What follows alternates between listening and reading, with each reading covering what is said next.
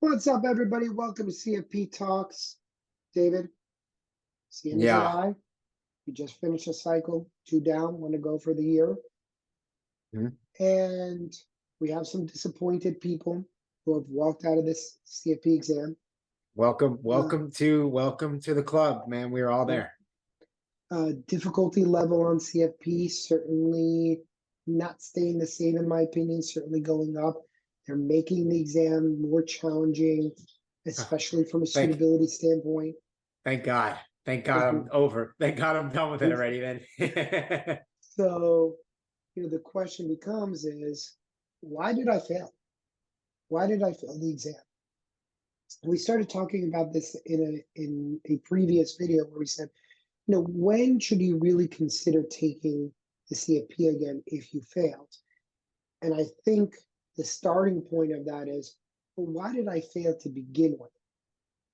In your opinion, why do you think from the people that you've talked to, from working with me, from being a part of some of the cohorts that I've coached and taught and mentored, where do you think people tend to make the mistake of in terms of failing? Why do I think people end there's, up failing? yeah, I think there's a number of different reasons why, and obviously we'll probably talk about almost all of them. But I think the number one, and this is definitely goes back to me, falling victim to this. I think most people that don't pass don't pass because I think they probably underestimated the difficulty of the exam. That just like point blank, I think they just thought it was going to be a little bit easier than it was, or not even easier than it was. I didn't think they realized how difficult it was going to be, not just the exam, but also preparing for it as well. So that I think is the number one reason. I agree with that. I think that the number one thing that people underestimate is you when you get your CFP materials and you start reading through them, the mistake that everybody makes is, especially because if you're doing this, you're most likely client facing. And if you're client facing, you're sitting there going, what is the CFP teaching me that I haven't come across in a client conversation? And that's a huge mistake because the reality of it is that most of us get niched into a certain client service experience. We end up dealing with similar types of clients because people refer clients in that are in similar situations, or maybe you're marketing and you're marketing to a specific demographic of client. Well, that leads to niche planning. And maybe you get really good at one area of planning, but there's a whole other world of planning that exists that maybe you just don't know about. 100%. And I'm sorry if you weren't done with that, but No, that not only that, Joe, but it's also, yeah, even if you are an expert on estate planning and you know everything about estate planning and whatever, there's a difference between practicing it every day with your clients and in your book of business and whatever, and then going ahead and answering questions on it that are made by the board. There's a big difference because you can know the information, but when it's asked to you in a format like they ask it to you on the exam, you could get it wrong. you could, At least you I think could. so. I think that's a really good point because you have to answer the questions in the manner that CFP is asking you to Exactly. answer them. So I think to some extent, not only do you have to know the material, but you have to be ready to answer it in the way that the kind of the board is Yep. asking you to do financial planning. Exactly. And the board is not saying, and here's the thing, the board is not saying that's the only way to do it. It's saying that this is what we feel is a baseline standard of doing planning. You might go and go above and beyond that. Great. That's exactly what the board is hoping for, that you're going to take what they're giving you and go above and beyond that. But we want to use this as a baseline of standard. The problem is that it kind of leads you into this false confidence that I know a lot more because my clients were really appreciative. And look how much money I saved them, or look how I saved their ass. And I know when I took CFP, I was so arrogant because I I had interned for a couple of years. I got promoted very quickly. I thought like I was very good at taking tests in high school and college. And then I remember getting the CFP material and looking at it and going, ha ha, ha. Like, I crushed the Series 7. I had just taken my 7, my 66, my Life and Health, the Series 3, which a lot of people, like nobody in my office except 3 people had because it was so difficult because it was a futures and options exam. And I'm going, Mhm. I got this. And I was so arrogant about it that when I got the material, I didn't really even look through it. And then I got absolutely smacked in the face. Now, I was lucky that when I took it, I was 25. I was still in test taking mode. I never really left that mode because I pretty much graduated college. And within the year, I started taking CFP classes. They were in person classes. So I never really got out of that mode. So to some extent, I was lucky that I could just get back in that mode and do that. And I also I had nothing else going on. I didn't have family responsibilities. The one thing that CFP did was take me away from being able to go out and drink 4 nights a week, which was probably a really good thing. It was Yeah, probably a healthy thing for you didn't have Joe Jr. yet. Joe Jr. So there was I had nothing to worry about other Joe than Jr. is just crazy. yeah, he's a crazy bastard. My fake son. But I had absolutely nothing to worry about. And for most of you guys taking it like, David, you're still on the lower end of the responsibility scale, and you're still worried about your dog, your fiance. It interrupts your life. Yeah. And so when you don't give it the time and respect that the exam deserves, you end up getting smacked in the face so hard because you're sitting there thinking that it's a 7 or a 66 or a 65, or I passed every exam on the first try. It's not those exams. Got to give the Mhm. exam the respect it deserves. I think the other one too is not just the underestimating the exam. It's even if I do know, it seems so far away that I have to end up cramming. Do you mean it as in the sense of like, all right, let's say you're taking the November exam, right? Like you're listening to this in the middle of July, you're taking the November exam, it's 4 or 5 months away, 4 months away, that you say to yourself, all right, it's summertime, I have 4 months to study for this exam. You probably maybe don't ramp up until September. And by that time, you have like a month and a half. And like when you're a month and a half away, you should be like, you're in like absolute grind mode, like you're pushing towards the end. To you're not like just starting to really get into it. So is that what you mean? Like most people kind of look at it that way and they Yeah. kind of hold it off.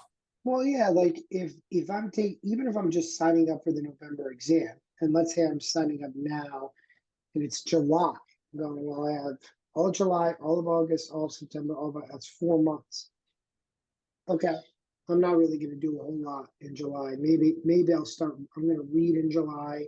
Yeah. Then I'll really start. I'll kick it up kind of in August, and before you know it, like if you have a vacation, a 1 week vacation in August, Yeah, you you're in got to September. think You're of, Labor Day yeah, already. yeah, you got to think about what that means. That's like, okay, I got to get all this stuff done before I go away from vacation. Then I take vacation. I'm not opening a book. I'm just enjoying vacation. I get back and now I have to catch up from vacation. This is going to take you 3 days to clear out your Yeah. inbox. So it's a whole month. You just burned 3 weeks in August, and then all of a sudden it's September. And the November exam is right at the beginning of November. It's the 1st to the 8th, I believe it is, if I'm not mistaken, or it's Halloween to the 8th, I think it is. Hmm. And so if you're doing that, and then now, first week of Yeah. September, work is ramping back up, and all of a sudden, 7 weeks, and you're And you ain't starting to passing. read. Yeah, You're you're not. starting to Yeah. read. It's Yeah. so I think that you end up cramming, and then yes, you make some progress at the end, because you're just so, the adrenaline is kicking in, and then you get to the end and you're just so mentally and physically fatigued that the cramming felt good, but ends up being like the reason why you didn't pass. 100%. And that's like that's not, I mean, listen, like there's obviously people out there, like maybe like 2% or 3% of people that can do that because they're just naturally brilliant. But one thing to know is that when you're prepping for this exam, it's a process. It's you start and you got to go through it in a really specific strategic manner to lead up to whenever you're going to sit and actually take the exam. And doing it that way, where all right, I got a vacation and then I got this, and then 2.5 months before I'll start reading everything, and then I'll start doing 6-hour nights, and then I'm going to stay up till 2 o'clock in the morning, and then all the stuff that we always talk about that college students do. Yeah, That's but not that's not the way. no, and college students can get away with it though. And that's the thing, is that if your last memory of that is, I got away with it in college, you had nothing going on in college. No, but also those exams were different. Like that's my point, is that But those but exams. yeah, but that's the thing, is like everybody's going in with the idea of like, oh, I got away with it in college, and that's your most recent memory of it, is like, I got away with it in college. If you're doing that, you leave zero room for error, and you're going, nothing in life is going to happen. I'm never going to Right. get a flat tire. Something's going to come up at work. Something's going to come up with family. We got to go away for the weekend. Somebody's parents get sick and we got to go away. Something goes on with your kid. Like, I can't tell you the number of times somebody's like had to delay an exam for FINRA because their kids got sick. No, 100%. And that's all life stuff. That's all stuff that happens. And I'm not like, absolutely no doubt you don't want to like not take that into account. But the point that I'm making is that on this exam, you can't really, we're talking about cramming, we're talking about like saving stuff until later on when you're closer to the exam window. And again, what my point is that yes, some people are naturally brilliant and they can do that. And for most people, you can't. And I think most people's thoughts are, well, I did it in college and I passed college. And my point, my rebuttal to that is, well, this exam is not a college exam. Yeah, and everything you're saying is absolutely true. Yes, you have no responsibilities in college. You can leave stuff up for chance because you don't have stuff that's going to pop up, whereas in the real world you do. But the general point that I'm making is that this exam is a lot different. Yeah, And if you treat it like that, that is one of the reasons why you would have probably failed. you got to take it seriously. You got to take this exam seriously.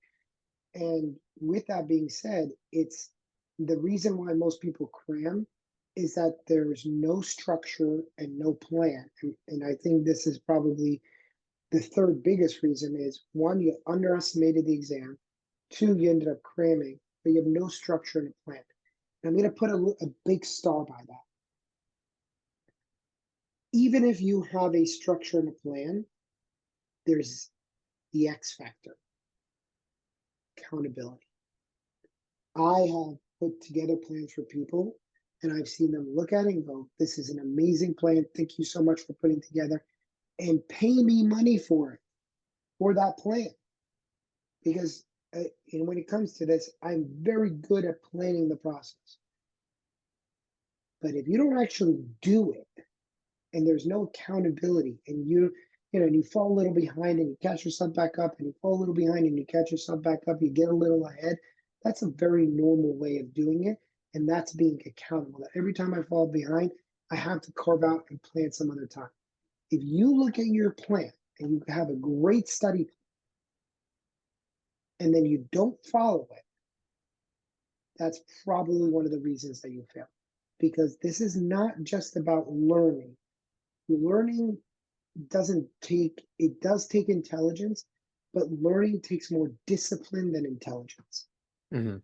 And that's the key. And that's the thing that I need you guys to take away from this is, take it seriously and give it the respect that it deserves, and understand that discipline is more important than how smart you are. A lot of you are going to sit there and go, I need more time because I'm just not smart. I'm not good at taking tests. That's all well and good. And I'm not discounting any of that, but I'm telling you, you're probably smarter than you think. You're probably a better test taker than you think, but the key is discipline.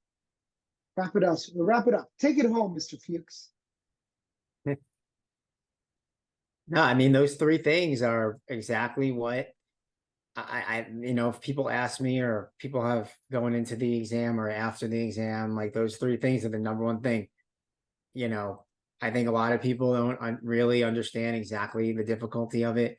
And then in terms of, their studying and their prep, you probably, if you don't have a plan and you don't have, a strategy for how you're going to go about it and you're just going to wing it, then, you could get by on like the insurance exam or whatever. But you're not going to get by on this one. And those are the reasons why you're not going to pass it. And, you can listen to the episode we did a few weeks ago or a few days ago. You're going to be listening to that again. Yeah. Yeah. That's a good point. All right, everybody. As always, hit us up with comments, questions, and concerns. We'll see you guys soon.